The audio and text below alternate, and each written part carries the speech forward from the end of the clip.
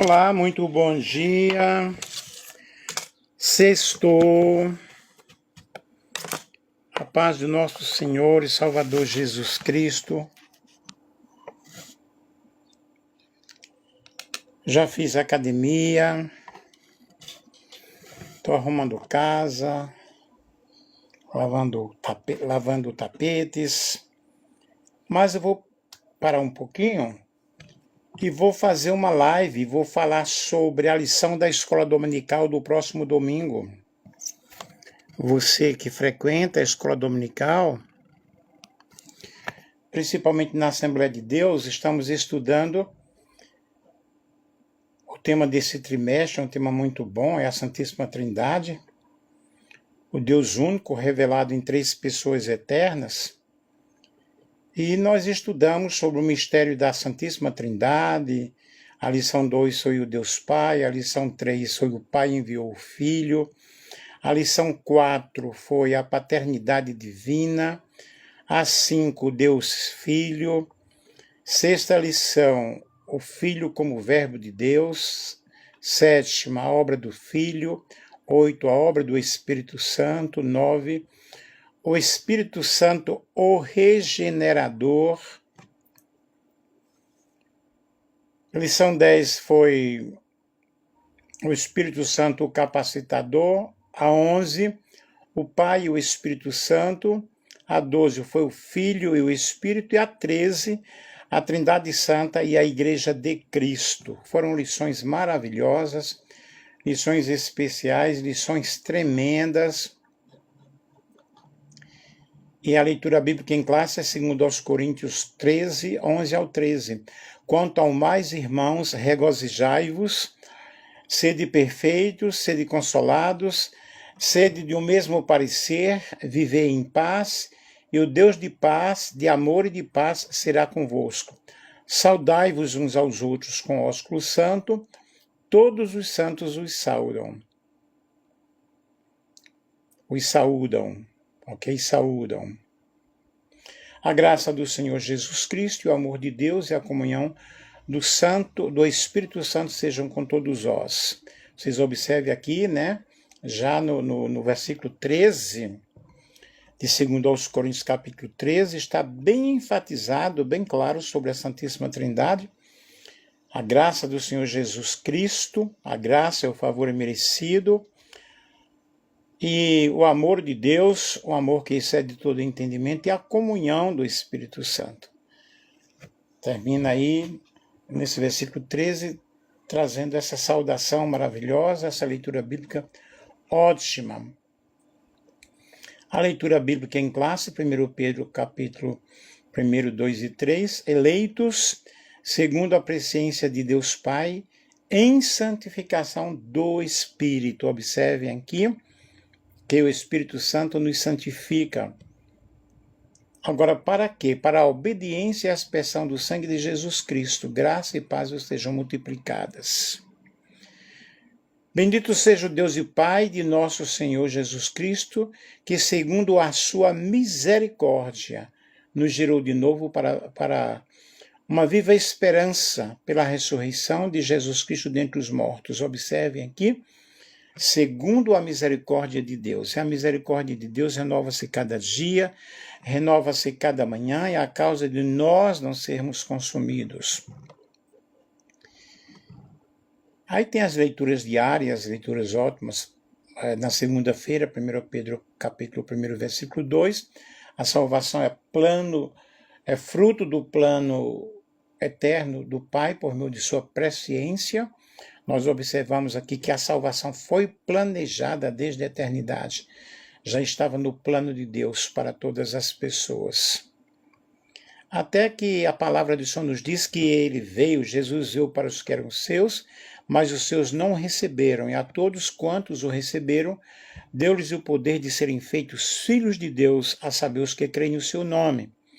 Os judeus rejeitaram, aí entra realmente a oportunidade para os gentios. Mas de toda forma, se eles não houvessem rejeitado, Deus tem o plano, né? já na sua presciência. E na terça-feira, Efésios 1:4, Deus nos escolheu em Cristo desde a eternidade com o propósito de uma vida santa. Vejam, desde a eternidade. E qual o objetivo? Para que nós pudéssemos viver uma vida santa, uma vida separada, uma vida de louvor e glorificação ao seu nome. Na quarta-feira, 1 João capítulo 1, versículo 7, a comunhão com Cristo e entre os crentes é sustentada pelo sangue purificador de Jesus. É o sangue, né, da nova e eterna aliança. É o sustentador, na realidade. A segurança é o sangue de Jesus. A palavra de Deus nos diz que sem derramamento de sangue não haverá remissão de pecados, mas houve o derramamento de sangue através da entrega de Cristo. Na quinta-feira, 2 Tessalonicenses, capítulo 2, versículo 13, a obra do Espírito é essencial para a salvação e perseverança na fé. Por quê? Porque o Espírito Santo é aquele ser da Trindade, o agente da Trindade, a pessoa da Trindade, que nos convence do pecado, da justiça e do juízo. Se o Espírito Santo não nos convencer, quem mais vai nos convencer? O líder, o pastor, o bispo, o apóstolo pode ensinar, mas se eu não abrir o meu coração, não deixar o Espírito Santo me convencer que eu estou errado, nada feito. Na sexta-feira, João 15, capítulo 15, versículo 4, a comunhão contínua com Cristo é indispensável para uma vida frutífera.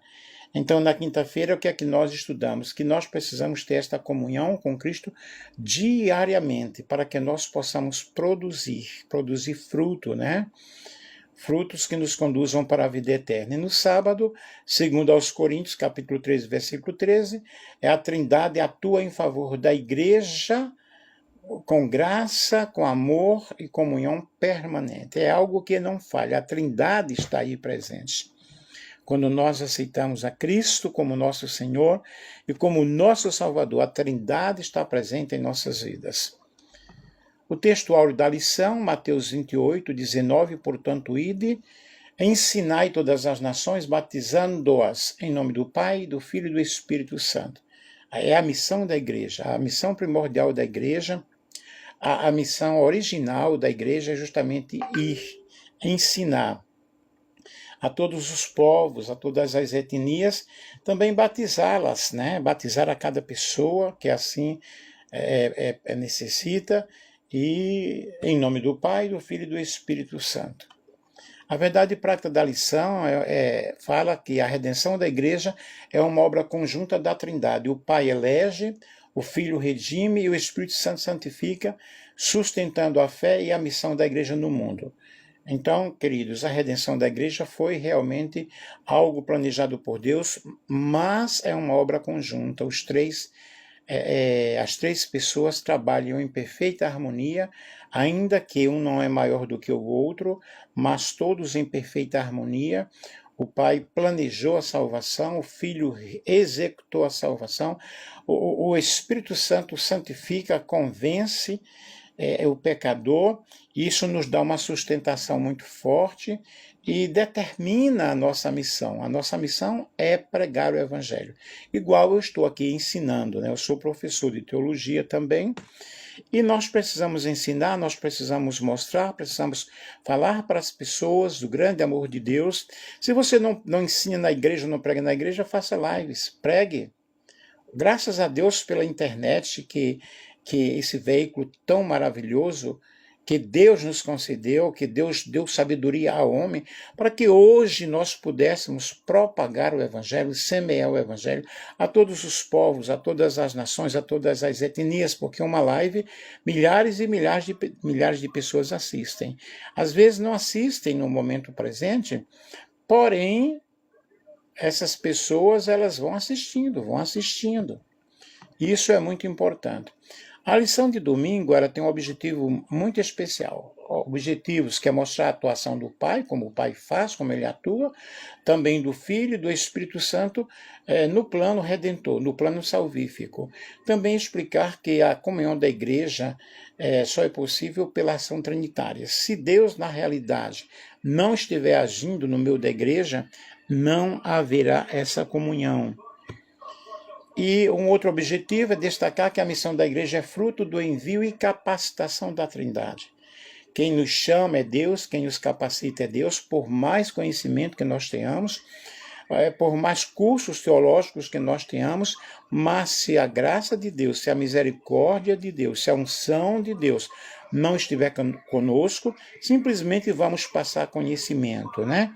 E o objetivo da pregação é justamente convencer, persuadir a pessoa a mudar de vida e a entregar a sua vida ao Senhor Jesus. Logo, portanto, a lição de domingo, ela vai nos incentivar a mostrar que a missão da igreja é resultado, é o fruto, é a capacitação de Deus Pai, Deus Filho e Deus Espírito Santo. Uau, mas são 3 deuses? Não, não são 3 deuses, né? São 3 manifestações distintas. E a palavra-chave da lição para domingo é realmente Trindade. Vamos falar aí sobre a Trindade de uma forma muito especial.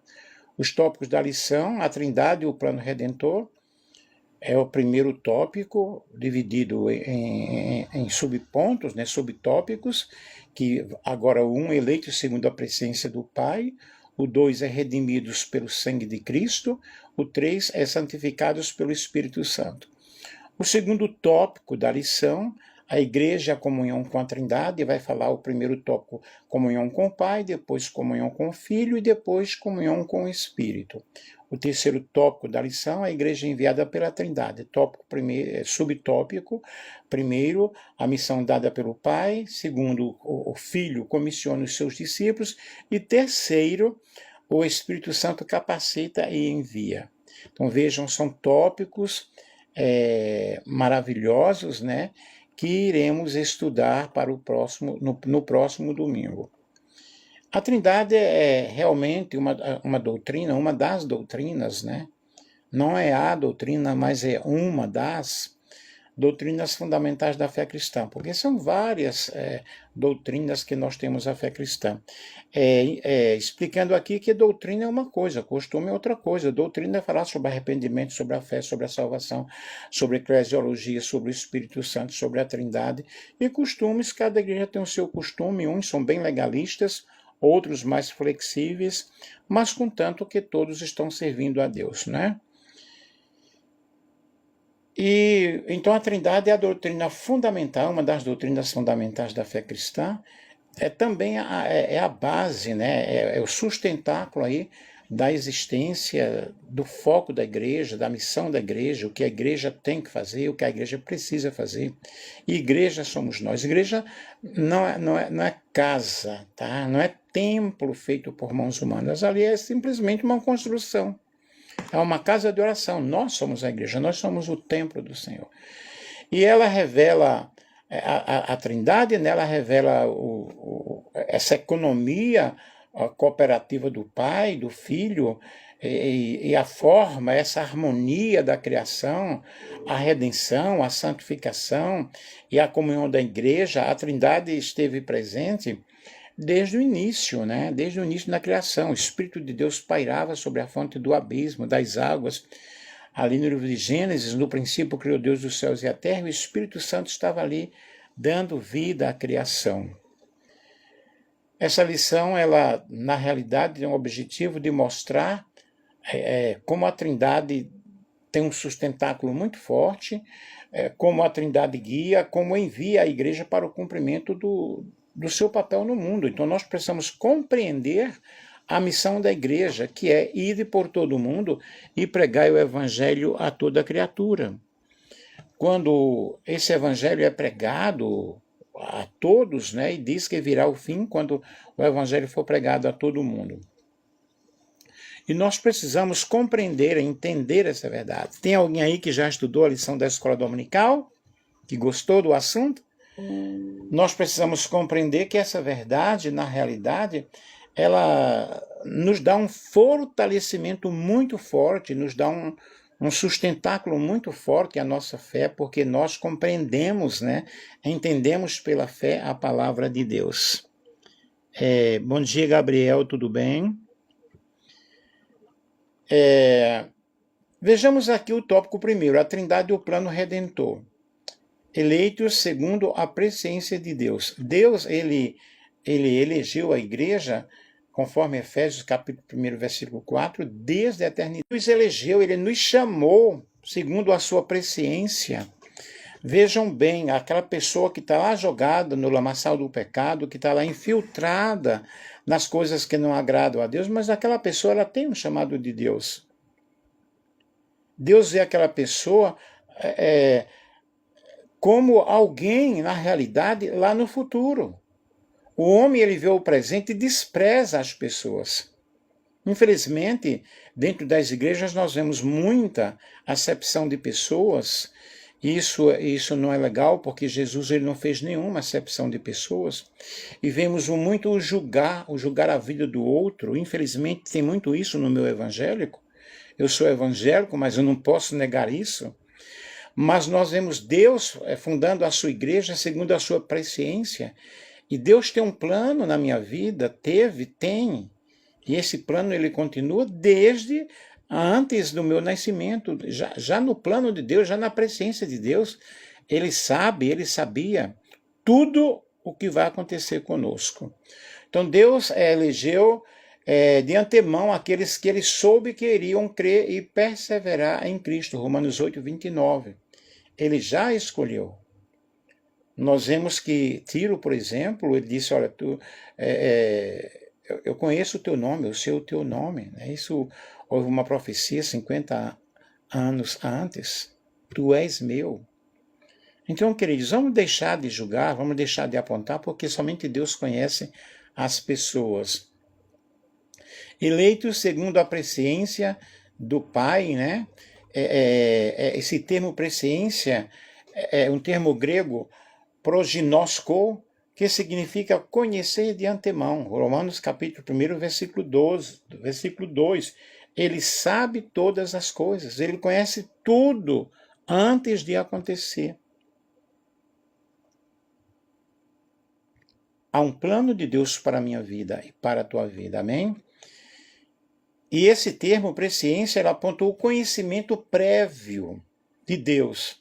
Ele sabe de todos os acontecimentos antes que os fatos venham a suceder. Já está ali, o Senhor já sabe. Existem duas vontades, a vontade diretiva de Deus e a vontade permissiva. A vontade diretiva é que tal aconteceu. E a permissiva, Deus simplesmente permite. É diferente da vontade diretiva. Mas aqui o termo presciência, na realidade, é que Deus conhece todas as coisas. Deus sabe o teu presente, o teu passado e o teu futuro, antes mesmo de você nascer. Redimidos pelo sangue do Cordeiro. A igreja é justamente esse resultado dessa obra redentora salvífica de Cristo. Os crentes aí são chamados de eleitos segundo a presciência de Deus e a aspersão do sangue de Jesus Cristo. Como eu já falei aqui, que sem derramamento de sangue não há remissão de pecados. Na presciência de Deus é o Cordeiro. Apocalipse fala o Cordeiro que foi morto antes da fundação do mundo. Na presciência de Deus, o Cordeiro já havia sido morto. Foi a visão que João teve lá na ilha de Patmos, né, do Cordeiro e leão. Quando ali na abertura dos selos, havia um livro selado por dentro e por fora, que ninguém podia abrir, ninguém podia desatar os selos.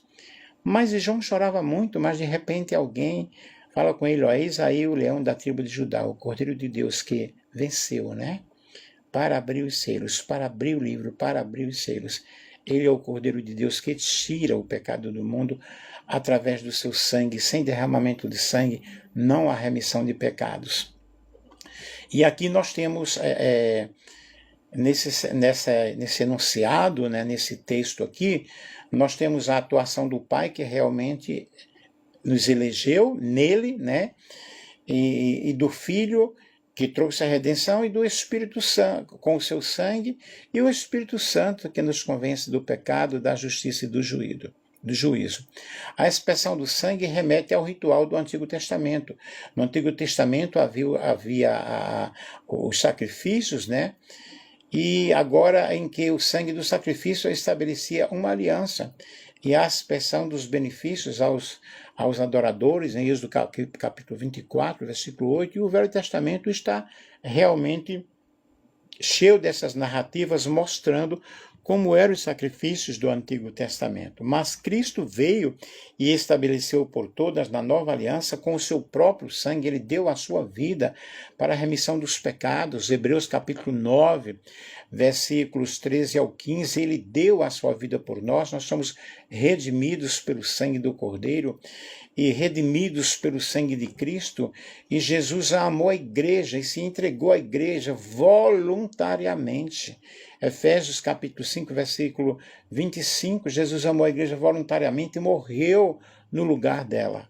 A cruz era para a minha vida, era para a tua vida, mas Jesus, ele entregou a sua vida por nós. Isso é algo muito especial, é algo muito lindo. Sinta-se perdoado pelo sangue do Cordeiro. Nós vamos entrar na semana da Páscoa, na próxima semana, né? Quando se vai falar muito sobre o sangue de Jesus Cristo, muito sobre a Páscoa de Jesus, mas ele deu a vida dele, ele entregou a vida dele por mim e por você. E João 3,16 diz que Deus amou o mundo de uma tal maneira, que deu seu Filho único, unigênito, para que todo aquele que nele crê não pereça, mas tenha a vida eterna. E esse aí foi um ato substitutivo, único, definitivo, eficaz. Eu não preciso mais pagar promessa, eu não preciso subir uma escadaria com uma cruz nas costas, eu não preciso caminhar com uma pedra na cabeça. Eu morei no Paraguai muito tempo, fui missionário no Paraguai, e tem lá Cacupé, né?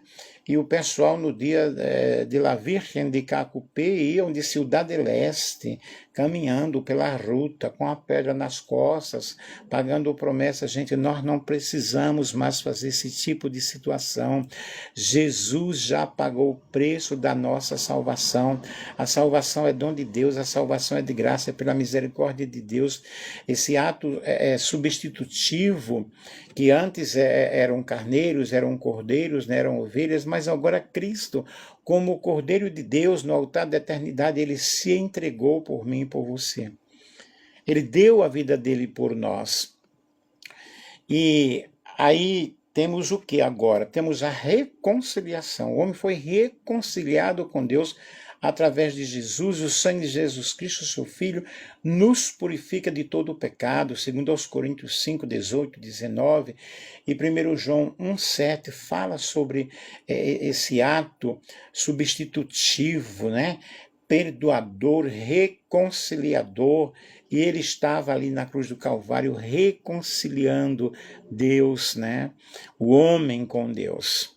Santificados pelo Espírito Santo. É justamente o Espírito Santo quem nos santifica, que nos dá essa identidade. 1 Pedro 1, versículo 2, eleito segundo a presciência de Deus Pai, em santificação do Espírito. A santificação, quando você aceita Cristo como o teu Senhor, como o teu Salvador, você já recebe dentro de você o agente santificador que é o Espírito Santo.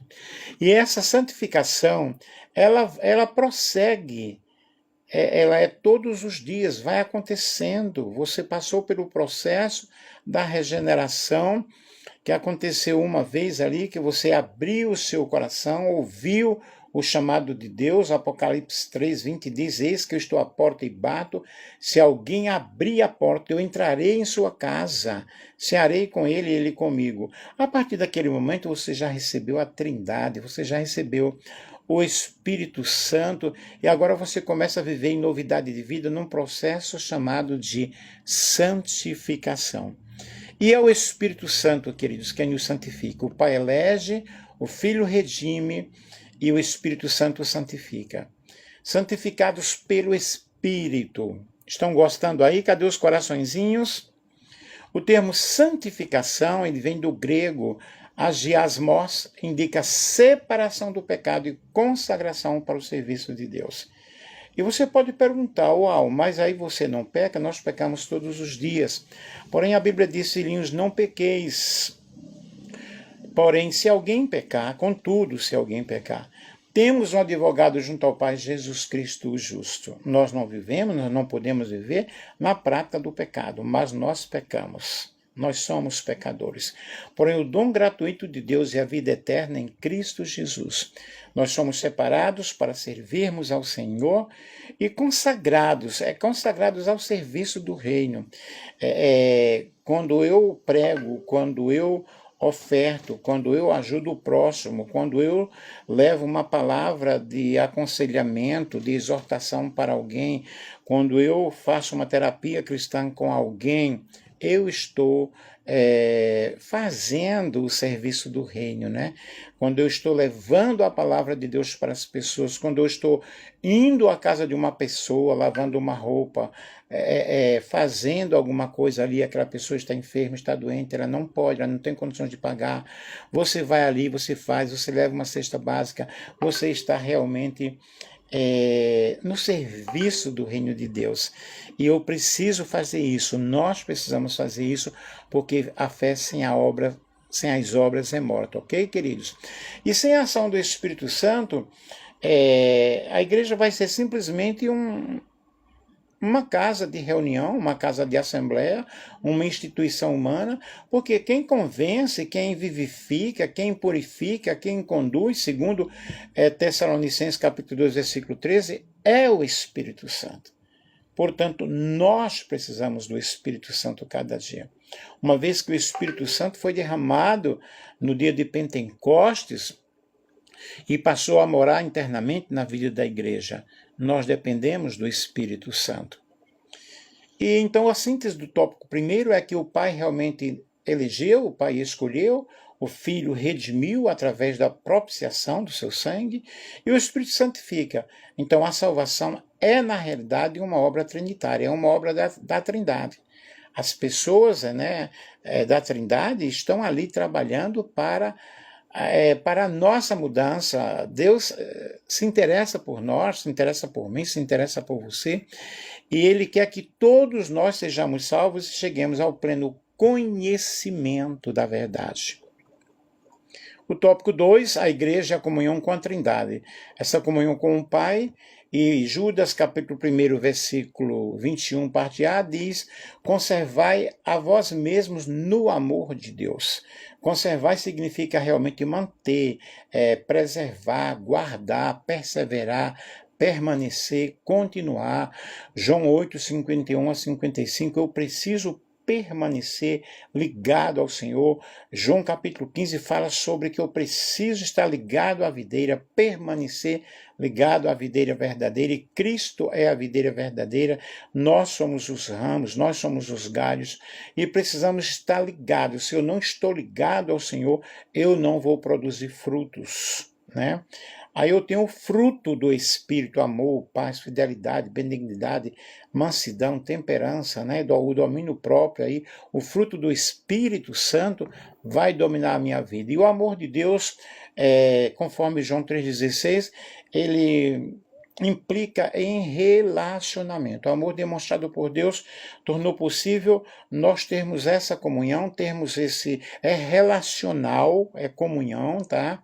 É relacionamento com Deus. Quando eu tenho um relacionamento com Deus, eu tenho essa comunhão com o Pai, e a Escritura mostra que nós devemos ser zelosos por isso, que nós devemos cuidar, o amor que temos por Ele, o amor também que nós devemos aos nossos irmãos, ao nosso próximo.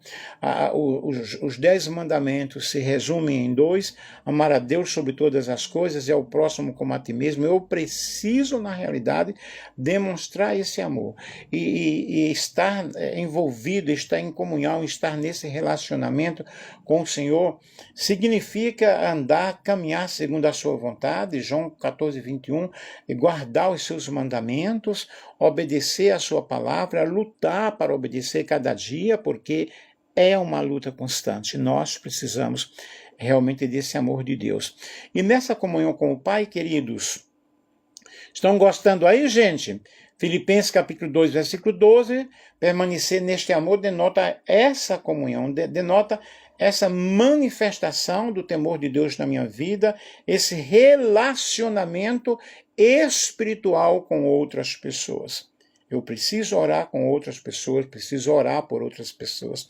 Eu preciso ajudar também outras pessoas, né? O amor de Deus é, portanto, essa fonte, essa sustentação de comunhão com o Pai, nessa perseverança da vida cristã. Romanos capítulo 8, versículo 35 ao versículo 39, eu devo permanecer, eu preciso permanecer nesta comunhão. E se nós amamos os irmãos, nós temos comunhão uns com os outros. E o sangue de Jesus Cristo, seu Filho, nos purifica de todo o pecado. Comunhão com o Filho, João 14,6. João revela que é por meio de Cristo que temos acesso ao Pai. Ele é o caminho, a verdade e a vida. Não há outro mediador, não há outro intercessor, não há outra forma, não existe caminhos para Deus.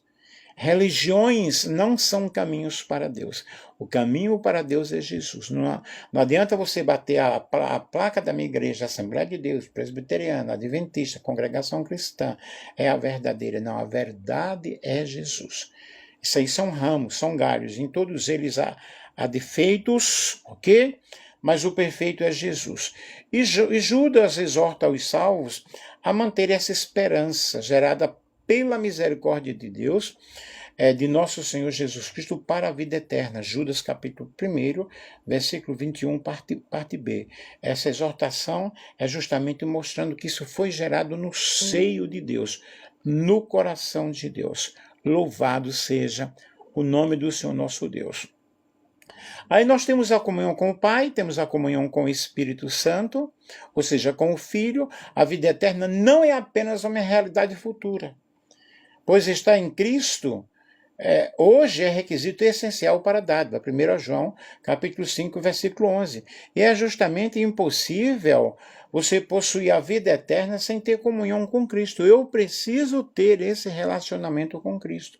1 João 5,12. Eu preciso ter esse relacionamento com a comunidade cristã. Eu preciso ter esse relacionamento com outras pessoas. Mas quando eu tenho essa comunhão com Cristo, eu tenho prazer na lei do Senhor. Na lei do Senhor eu medito de dia e de noite. Eu tenho prazer. Por exemplo, eu tenho um prazer muito grande em estar ensinando aqui através da live. Ultimamente eu não estou pregando na igreja, eu sou pastor, mas eu sou pastor que eu estou sentado ali no banco na igreja, vou à igreja, congrego, já dirigi igreja, hoje eu não quero mais dirigir igreja, entendeu? Mas eu tenho um público muito grande, que é o mundo, o campo é o mundo, o campo é a internet, estamos aí evangelizando, mostrando às pessoas que elas precisam de Jesus. Aí eu tenho não somente essa comunhão com o Pai, não somente esse relacionamento íntimo com o Filho, mas eu tenho essa intimidade com o Espírito Santo. A comunhão com o Espírito Santo é um aspecto vital para que eu possa crescer, para que eu possa entender, porque Ele quem me guia, Ele me revela, me consola, me exorta, me ensina, está comigo me consolando, Ele intercede por mim, né? Ele intercede por você. A Bíblia diz que o Espírito Santo intercede por nós com gemidos inexprimíveis. E Judas adverte os crentes a serem edificados. Edificados em quê? Na fé santíssima. Ou na santíssima fé. Orando no Espírito Santo. Eu preciso dessa edificação. Eu sou edificado quando eu vigio, quando eu oro, quando eu me policio, quando eu estou num constante estado de vigilância. Então, eu recebo essa edificação. Eu sou edificado quando eu estou orando, eu sou edificado quando eu estou ouvindo, né, perfeitamente um hino bom, um hino que traga realmente consolo à minha alma, ao meu coração. E comunhão com o Espírito Santo, queridos. A comunhão com o Espírito Santo, que aí é o tópico 2, essa vida espiritual genuína, ela não é possível sem essa ação do Espírito. O Espírito está agindo aí, o Espírito está me conduzindo.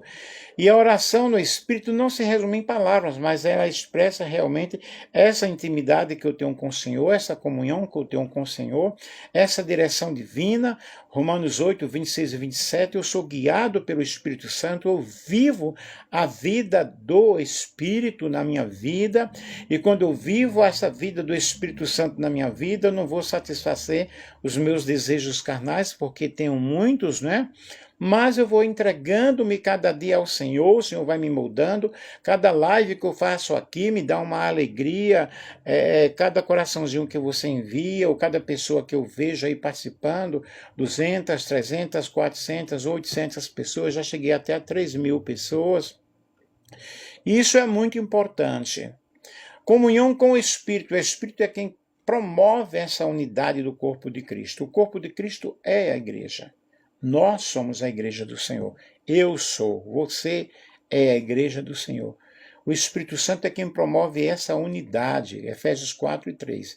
E Efésios 4:30-32 e Filipenses 2, 1-2, fala sobre essa comunhão com Ele e nos insere, nos envolve, nos joga nessa dimensão espiritual em que há reconciliação, há perdão, há cooperação, há comunhão, há intimidade. Você sente essa presença de Deus. Sentir a presença de Deus aí na tua casa, no teu lar, quando você canta, quando você ora, quando você prega, igual estou sentindo a presença de Deus aqui na minha vida, de uma forma maravilhosa, de uma forma toda especial. E a síntese do tópico 2 é a igreja sustentada pelo amor de Deus, né? Pelo amor divino, pelo amor do Pai, que nos elegeu segundo a sua presciência, pela graça do Filho, graça é favor imerecido, e pela comunhão, por esse relacionamento, por essa comunhão do Espírito. Vamos ao tópico 3 da lição. A igreja é enviada pela Trindade. Na realidade, a missão da igreja que foi dada por Deus, né? Foi dada pelo Pai, e existe essa cooperação da Trindade, desse envio do missionário, desse envio da pessoa, e a missão da igreja é alcançar o mundo perdido, o mundo a conquistar para Cristo. O campo é o mundo. O campo é o coração de uma pessoa que realmente não conhece a Deus, e muitas pessoas estão desesperadas, estão aflitas, e eu necessito cumprir o ID de Jesus. A missão é justamente alcançar a humanidade com o Evangelho. Eu estou falando aqui o Evangelho. Evangelho é boas notícias, é boas novas. Eu não devo estar pregando política na igreja. Eu não devo pregar filosofia na igreja. Eu não devo estar pregando psicologia na igreja. Eu posso estar inserindo na minha mensagem teor filosófico, teor psicológico, mas o tema central da minha mensagem deve ser Cristo. Cristo, a esperança para o mundo perdido. A mensagem genuína do Evangelho é uma mensagem que prega Cristo. Eu não devo pregar usos e costumes. Usos e costumes, isso é lá para uma reunião particular. Eu devo pregar Jesus que ama, que perdoa, que transforma, que cura, que liberta, que batiza com o Espírito Santo, prepara o pecador e leva para os céus. Esta é a mensagem salvífica. A origem está no coração do Pai, cujo desejo, na realidade de Deus, é que todos se salvem. 1 Timóteo, capítulo 2, versículo 4. Deus quer que todos se salvem e cheguem ao pleno conhecimento da verdade. E eu preciso abrir o meu coração para que eu possa conhecer a verdade. A missão é dada por Deus. Desde o Velho Testamento nós observamos Deus chamando pessoas, né? Deus chamando vidas, como Deus chamou Abraão, sai da tua terra, vai para uma terra que eu te mostrarei. Aí nós temos o chamado de Abraão, nós temos o chamado de Isaías. E Isaías 49, versículo 6, nós vemos ali Deus chamando, enviando o seu povo para ser luz, para ser testemunho, para pregar o Evangelho. Querido, Deus te chamou não para falar mal de governo, falar mal de esquerda ou de direita, falar mal de igreja A, de igreja B. Deus te chamou para pregar o Evangelho. Prega o Evangelho. Esqueça essas coisas. Porque tem muitas pessoas envolvidas ou confundindo a missão da igreja. Em vez de eles pregarem Cristo, eles pregam a placa da igreja, né? Ou pregam o partido político esse ou aquele. Deus não nos chamou para isso. Deus nos chamou para nós alcançarmos vidas. As pessoas precisam de paz. As pessoas precisam de serem alcançadas pela misericórdia do Senhor. E no Novo Testamento nós observamos que esse chamado ele tem uma nova força, um novo vigor, que a igreja é um instrumento de Deus, segundo aos Coríntios 5, 18 ao 20, para proclamar a sua graça. Observe que eu estou falando, proclamar a graça, proclamar o perdão, proclamar a reconciliação, proclamar a misericórdia, ensinar sobre o pecado, ensinar sobre a doutrina da igreja, ensinar sobre a segunda vinda de Cristo, É o que nós precisamos pregar. Observe que as minhas lives, quando eu entro no sentido de pregação, porque eu também sou doutor em psicanálise, aí eu faço outras lives com um teor diferente. Eu também sou poeta, sou escritor, eu faço poesias, são lives diferentes. Mas nas lives aqui, onde eu estou pregando a palavra de Deus, vocês observem que eu mostro o amor de Deus, mostro que todos nós precisamos, eu preciso, você precisa, todos nós precisamos do Senhor Jesus. E a missão foi dada por quem? A missão não é uma ideia tardia, mas um plano eterno de Deus. Efésios capítulo 1, versículo 4, versículo 11, o envio do Filho é o ápice, né? Desse propósito, e a igreja é chamada a participar dessa missão. A igreja é chamada a proclamar o Evangelho de Cristo como corpo de Cristo, como astros que brilham no mundo, né? João 17, 18, o Senhor nos enviou como corpo de Cristo no mundo para pregar as boas novas de salvação, o Evangelho.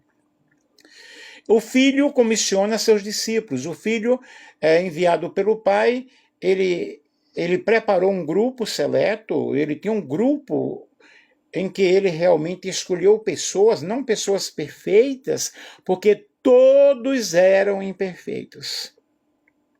Mas ele agora os envia, né? Aí depois tem o grupo dos discípulos, o grupo dos 70, eles enviam de 2 em 2, vocês vão de casa em casa, não levem bolsa, não levem alforge. E agora ele envia a sua igreja, após a ressurreição, Cristo ordenou, olha, vocês precisam ir por todo mundo, preguem o Evangelho a todas as nações, ensinando-as a guardar todas as coisas que eu vos tenho mandado, que eu vos tenho ensinado. Nós vemos em Mateus, no Sermão da Montanha, do capítulo 5 ao capítulo 7, Jesus mostrando ali as regras áureas do reino, o que é que eu devo pregar, como eu devo me comportar, como eu devo fazer para que esse Evangelho seja pregado e ele seja proclamado. Amém? O Filho comissiona os seus discípulos, é responsabilidade da igreja evangelizar, ensinar a palavra de Deus. 2 Timóteo, capítulo 4, versículo 2. Essa ordenança é uma ordenança salvadora para todas as pessoas. E eu não devo discriminar, fazer discriminação entre grupo este ou grupo aquele. A igreja, que sou eu, você, somos nós, devemos acolher a todos. O reino dos céus é comparado a uma grande rede que é lançada ao mar, a própria Bíblia fala isso, e ali vem peixe de toda qualidade. Ali você vai escolher os peixes que servem, aqueles que não servem. E isso não sou eu que vou fazer, isso será na consumação dos séculos. Somente naquele dia vereis a diferença entre aquele que serve a Deus e aquele que não serve. E eu preciso o quê? Batizando-as em nome do Pai, do Filho e do Espírito Santo. Mateus capítulo 28, versículo 19. O Filho, ele comissiona os seus discípulos, ele chamou os seus discípulos, preparou os seus discípulos. Vejam que tem que haver um preparo, não é de qualquer forma, não é de qualquer maneira. Você não vai para a guerra despreparado. Você tem que se preparar. E o batismo ele é realizado no nome de Jesus, Atos 2, 38, mas a fórmula batismal envolve a Trindade, em nome do Pai, do Filho e do Espírito Santo.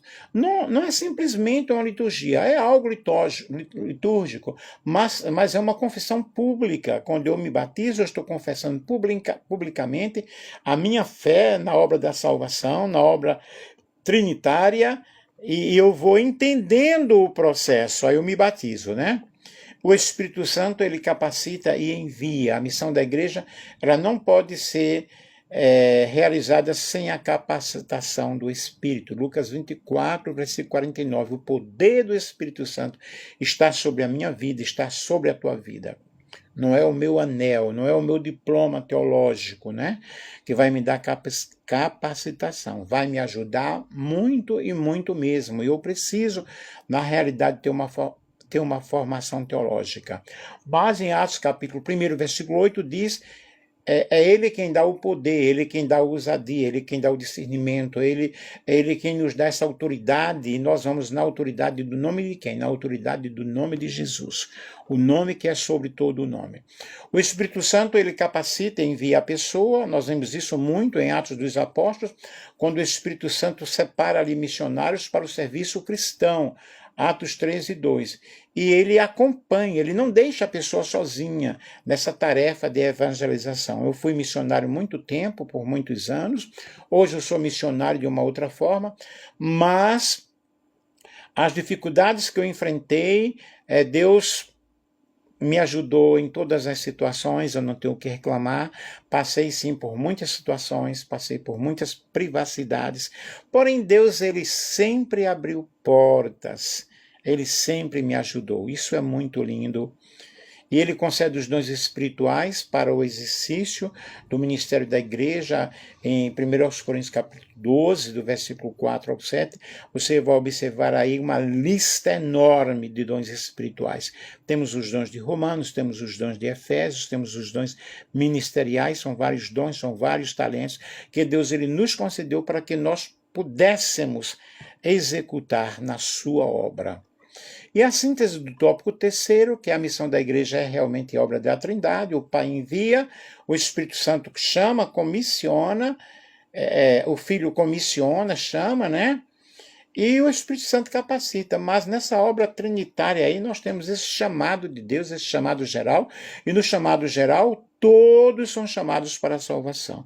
E no chamado específico, você é chamado para ser um missionário, para ser um líder, para ser um dirigente de círculo de oração, é chamado para trabalhar numa casa de recuperação, mas todos podem fazer alguma coisa na obra de Deus. E concluindo aqui, queridos, a Trindade realmente está presente na história da salvação desde o início, né? Desde a nossa eleição, desde a nossa formação, desde a nossa santificação, até o envio e a permanência e o contato e o convívio e a intimidade. Por isso, como instituição trinitária, a igreja é chamada para cumprir o seu papel no mundo, que é evangelização, no poder do Espírito Santo, sendo fiel ao chamado do Senhor. E dizendo mais uma vez aqui, a igreja não foi chamada para partido esse ou partido aquele, mas ela foi chamada para pregar o Evangelho. E a igreja deve preservar essa comunhão, deve cumprir essa missão. E essa doutrina não é uma doutrina abstrata, mas é uma doutrina prática, é uma doutrina viva, é uma doutrina transformadora, ok? Então vejam bem, terminando aqui, nós vemos aí, revisando o conteúdo, a atuação do Espírito Santo, a igreja é chamada de quê? Ou para quê? Né? A igreja é chamada à obediência e para a purificação contínua. Ela é chamada para quê? Ela é chamada a quê? Ela é chamada para a purificação contínua. Ela é chamada para a evangelização contínua. E qual é a fonte e o sustento dessa comunhão com o Pai e da perseverança da vida cristã? A fonte é o amor de Deus. Sem o amor de Deus, nós estamos perdidos. Sem o amor de Deus, nós não somos nada, né? E outra pergunta, a verdadeira unidade cristã é preservada por quem? É claro, preservada pelo Espírito Santo. Se não for ele, o que é que vai acontecer conosco? Quem vai nos consolar nos momentos tristes? Quem vai nos lembrar para falar, para pregar, para ensinar? É o Espírito Santo, né? E no Novo Testamento, qual o instrumento do Pai para proclamar a sua graça e cumprir a responsabilidade de evangelizar e ensinar a palavra de Deus? A responsabilidade. Qual é o instrumento? Eu, você, a igreja. Além de ser uma liturgia, o que é o batismo nas águas? É uma confissão pública da fé na obra redentora de Cristo, na obra da Trindade. O Pai elegeu, o Pai planejou, o Filho, na realidade, executou, e o Espírito Santo nos convenceu, nos guiando, nos ensinando, nos mostrando, não é? Nessa presciência do Senhor Deus de uma forma toda especial. Por isso, queridos, eu termino aqui esse conteúdo maravilhoso que iremos estudar domingo, e você que é da Assembleia de Deus, você vai estudar essa lição, né? Ou já estudou durante a semana, no domingo apenas ali se reúne para comentar, para ver, e são professores formados, são professores preparados, Eu congrego na Assembleia de Deus ADVA, Ministério de Valparaíso de São Paulo. E lá tem uma classe maravilhosa de irmãos, né? São classe das irmãs, das crianças, dos jovens, dos adolescentes. Todos ensinam muito bem, todos são pessoas preparadas para o ensino. Portanto, meus queridos, que Deus ajude, que Deus abençoe a todos, ore por mim, que eu ore por você. Se você quiser um aconselhamento, uma terapia espiritual, eu estou aqui para atender. É só chamar, ok? Chama que eu te escuto. É claro que eu não vou cobrar nada. Nunca cobrei. Deus me guarde. Beijos!